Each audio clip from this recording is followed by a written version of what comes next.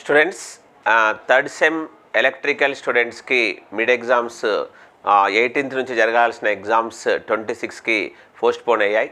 So ఇక్కడ కూడా మిమ్మరు ఎట్లయితే ఫస్ట్ మిడ్లో మార్క్స్ సాధించారో అదేవిధంగా సెకండ్ మిడ్లో మీరు మార్క్స్ సాధించాలన్న ఉద్దేశంతో మనము ఇక్కడ 15th అంటే రేపటి నుంచి మనం 24th వరకు డైలీ ఒక సబ్జెక్ట్లో చాప్టర్ పైన ఎగ్జామ్ని కండక్ట్ చేస్తున్నాం.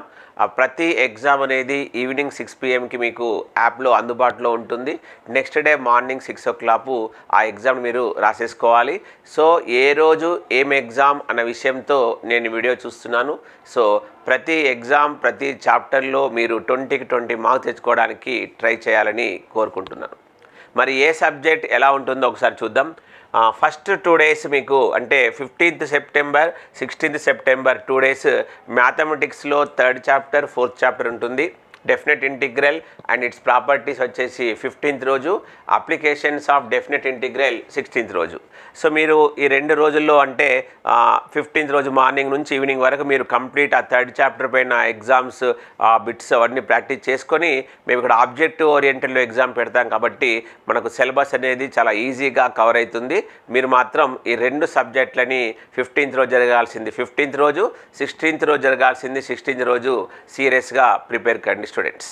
ఎందుకంటే మళ్ళీ మీకు ఫైనల్గా మ్యాథ్స్ అనేది 50 మార్కులు ఉంటుంది కాబట్టి మీరు ఇప్పటి నుంచే మ్యాథ్స్ పైన ఫోకస్ చేయాలనే ఉద్దేశంతో ఫస్ట్ మనం మ్యాథ్స్ ఎగ్జామ్ పెట్టాం. తర్వాత డిజిటల్ ఎలక్ట్రానిక్స్, దాని తర్వాత ఈడీసీ. డిజిటల్ ఎలక్ట్రానిక్స్లో 3rd chapter combinational logic circuit, 4th chapter sequential circuits and flip flops.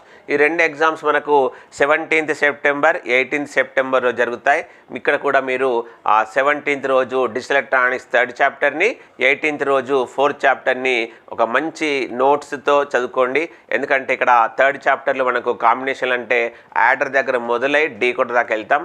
Adder, subtractor, mux, demux, తర్వాత encoder, decoder, block diagrams, truth tables, conditions, operations, how many NAND gates అవన్నీ చూసుకోండి. Objective ఓరియంటెడ్లో అడుగుతాడు. అదేవిధంగా flip flops మనం sequence circuits, latch, flip flops, conversion అవన్నీ నేర్చుకోండి. Digital electronics exams ఎప్పుడు 17th 18th.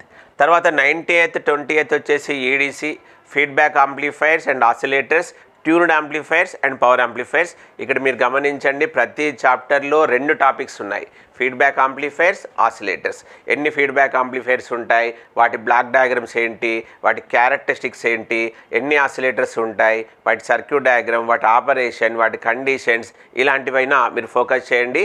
అకాడమిక్ ప్లస్ ఆబ్జెక్టివ్లో మీరు ఈజీగా మార్క్స్ తెచ్చుకుంటారు.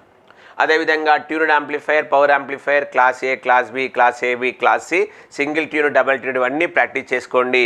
మీకు అవి 2 19th 20th రోజు జరుగుతాయి. అదేవిధంగా ఎలక్ట్రికల్ సర్క్యూట్స్ మీకు 3rd chapter fundamentals of AC 21st September రోజు, single phase AC series circuits వచ్చేసి 22nd September రోజు ఉంటాయి.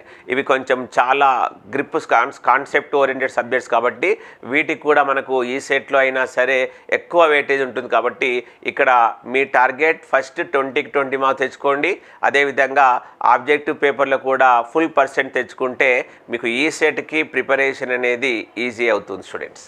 ఇంకా చివరిగా electrical and electronic measuring instruments, power and energy measuring instruments 23rd September, measurement of basics circuit elements 24th September. ఇప్పుడు నేను 15th నుంచి 24th వరకు చెప్పిన ప్రతి ఎగ్జామ్ ఏ సబ్జెక్ట్ ఏ రోజు ఆ రోజు ఈవినింగ్ 6 PM నుంచి మార్నింగ్ 6 AM అందుబాటులో ఉంటుంది. మీరు దాని తర్వాత వెతికితే మాత్రం డౌన్లోడ్ చేసుకోవడానికి కూడా ఛాన్స్ ఉండదు. సో ప్రతి ఎగ్జామ్ని మీరు అదే రోజు ఈవినింగ్ 6 నుంచి మార్నింగ్ 6 లోపు ప్రిపేర్ అయ్యి ఎగ్జామ్ అందరూ మంచి మార్క్స్తో తెచ్చుకుంటారని ఆశిస్తూ I wish you all the best. Thank you students.